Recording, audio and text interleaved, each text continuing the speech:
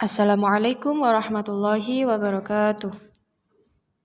Hello, good morning, my students. How are you today? Okay, today's lesson is fikih. Nah, pelajaran hari ini pelajaran fikih.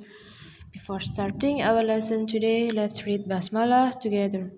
Bismillahirrahmanirrahim. Now we will learn about tayamum. Sekarang kita akan belajar tentang tayamum. The meaning of tayamum. Pengertian dari tayamum. According to language, tayamum means al-qasdu, toward something intentionally. Nah, secara bahasa, tayamum itu berarti al-qasdu, yaitu menuju sesuatu dengan sengaja. According to fikih, tayamum is wiping face and both hands with clean dust and in certain ways. Nah, kalau menurut fikih, tayamum adalah mengusap wajah dan kedua tangan dengan debu yang bersih, tidak tercampur dengan tepung, kapur, batu, dan kotoran, dan dengan cara yang tertentu. Jadi kalau menurut fikih itu tayamum adalah mengusap wajah dan tangan menggunakan debu yang suci dengan tata cara tertentu. Factors that allow us to do tayamum. Faktor yang memungkinkan kita melakukan tayamum. Number 1, when there is no water or not enough water to take ablution. Yang pertama, ketika tidak ada air atau tidak cukup air untuk berwudu. Ketika kita di suatu tempat yang kita tidak menemukan air, itu baru kita diperbolehkan untuk bertayamum. Atau ketika ada air tapi hanya sedikit dan tidak cukup untuk digunakan berwudu. Number 2, sick or wounded. Yang kedua, sakit atau luka. Jadi ketika kita sakit, yang sakitnya itu atau luka itu tidak boleh terkena air, itu kita diperbolehkan untuk melakukan tayamum. Number 3, when the weather is very cold and suspected to cause danger if use water. Yang nomor 3, saat cuaca sangat dingin dan diduga menimbulkan bahaya jika menggunakan air.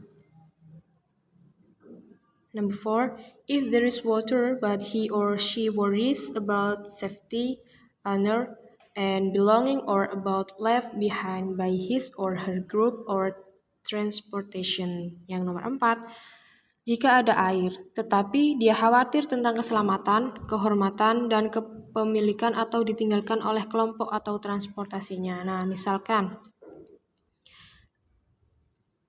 ada air, tapi di tengah hutan. Nah, itu dia khawatir tentang keselamatannya.